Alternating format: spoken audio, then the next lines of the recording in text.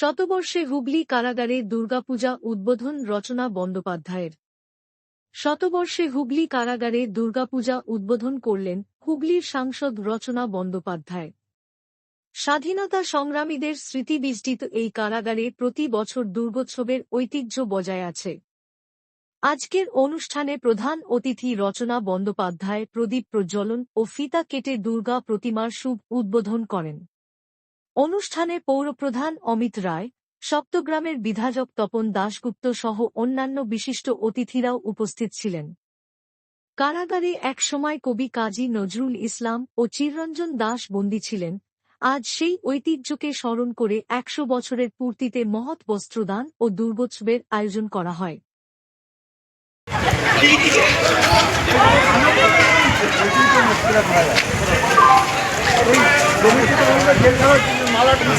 আমাদের সাংসদ সহ সকলে অতিথিরা গেছেন সংশোধনাগারে বস্ত্র তুলে নেবেন আমাদের আবাসিকদের হাতে।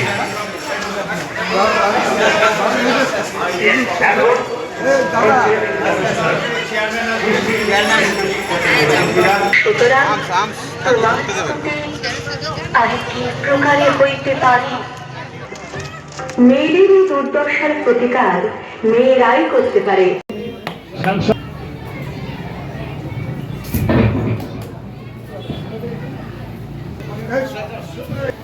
আমাদের যারা উপস্থিত হয়েছেন তাদের সকলকে স্বাগত। রয়েছেন জেলা পরিষদের কর্মাধ্যক্ষ নির্মল চক্রবর্তী। বড়দানি আমরা সুন্দর মুহূর্তের আপনার সাথী রইলাম।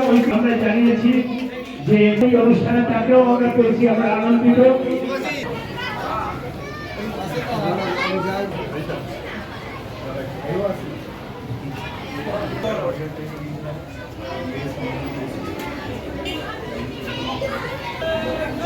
আমরা ছোটদের বলবো আপনারা বেরিয়ে, তোমরা একটু বেরিয়ে যাও, এখানটা খেলাটা নিয়ে এলে অসুবিধা হবে, তোমরা একটু বেরিয়ে যাও।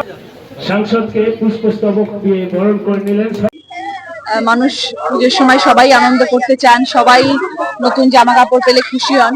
তো সেই জন্য আজকে আমাদের টাউন প্রেসিডেন্ট ফণিদার প্রয়াসে আমাদের শ্যামাপ্রসাদ মুখার্জি অত্যন্ত সম্মানীয় মানুষ একজন, ওনার এই প্রয়াস ছিল যে সাংসদকে নিয়ে উনি আজকে হুগলি সংশোধনাগারে আসবেন এবং সেখানকার যারা মহিলা এবং পুরুষরা যারা ভিতরে রয়েছেন, যারা দোষী সাব্যস্ত হয়েছেন এবং দীর্ঘদিন আজকে সংশোধনাগারে রয়েছেন, তাদেরকে বস্ত্র বিতরণ করার জন্য। এবং সেই জন্যই আমি ভিতরে গিয়েছিলাম সবাইকে নতুন বস্ত্র দেওয়ার জন্য, এবং ভীষণ ভালো লাগলো।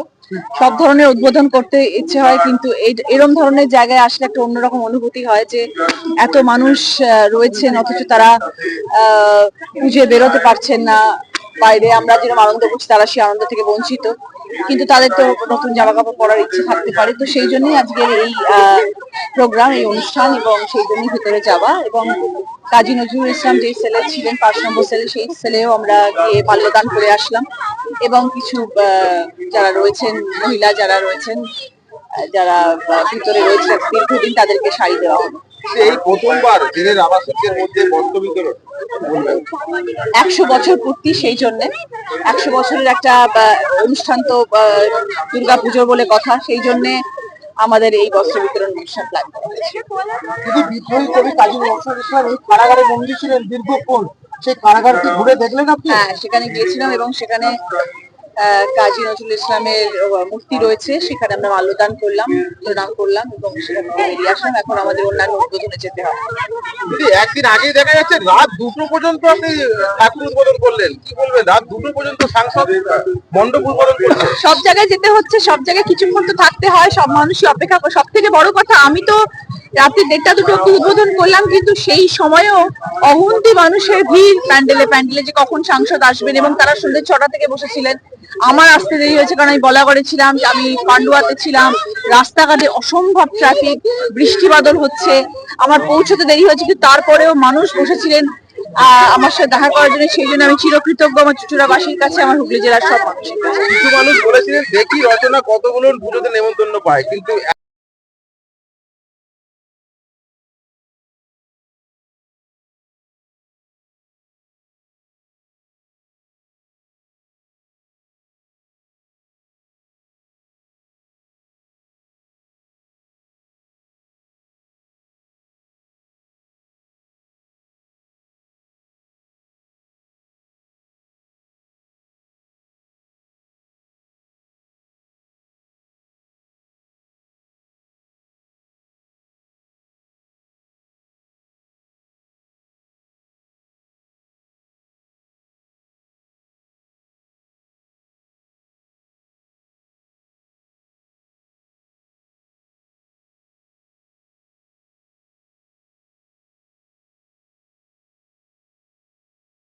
যে জেল অনেক ইতিহাস লুকিয়ে রয়েছে এই জেলের ভিতর।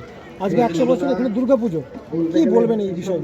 এই দুর্গাপুজোটি বরাবরই আমাদের স্টাফ রিক্রিয়েশন ক্লাব করতো, এখন আমাদের নামটা চেঞ্জ হয়ে সংশোধন হয়েছে, তো হুগলি জেলা সংশোধন দুর্গোৎসব কমিটি বলে আমরা এটা করছি। এটা মানে এই জেলার একটা হিস্ট্রিও আছে। আমাদের এখানকার কনভিক্ট যারা ছিলেন ব্রিটিশ আমলে জুবিলি ব্রিজে তারা তাদের শ্রমদান করেছেন জুবিলি ব্রিজ তৈরির সময়। তার মধ্যে এইটা আরেকটা অনন্য বিষয় যে 100 বছর ধরে আমরা স্টাফরা পুজো করছি, মায়ের পুজো। তো এটা 100 বছর আগে জানা ছিল না, তো আমাদের এই কমিটি শ্যামাপ্রসাদবাবু, এই আশিস সেন মহাশয় এরা এসে আমাদের জানায় যে আমাদের হুগলি হিস্ট্রি এটা 100 বছরের পুজো হচ্ছে। আমাদের জানা ছিল এটা 100 বছরের বেশি হবে, আমাদের বললেন এটা এই মানে জুবিলিতে আমাদের ভীষণ ভালো লাগলো। আমাদের এমপি এটাকে উদ্বোধন করলেন, খুব খুশি আমরা। এই দুর্গাপুজো অন্য দুর্গাপুজোর থেকে আলাদা, দেখা যায় যে রাম, লক্ষ্মণ, হনুমান সবাই কিন্তু থাকে। অকাল বোধন যেটাকে বলে, অকাল বোধনের পুজোই কি এটা মূলত হয়? এখানে মূলত অকাল বোধনের পুজো, মানে এখানে কি কি থাকে, কারা কারা এখানে থাকে? পুজোটা হয় মূলত কাদের অকাল বোধনে? অকাল বোধনে যে রাবণ রামের হয়ে পুজো করেন ব্রাহ্মণ উনি, আর মা দুর্গা তো আসেন, লক্ষ্মী, গণেশ, সীতা, কার্তিক, তার সাথে লক্ষ্মণ। আমাদের একটা ওখানে ইয়ে করছে লক্ষ্মণ, যে আমাদের সীতা, হনুমান যে আমাদের বনবাসী যখন ইয়েতে ছিলেন, মানে লঙ্কাতে যখন ছিলেন, তার জন্য আলাদা একটা ঘর আমরা তৈরি করেছি। এটা আমাদের বরাবর ট্র্যাডিশন হুগলি জেলের।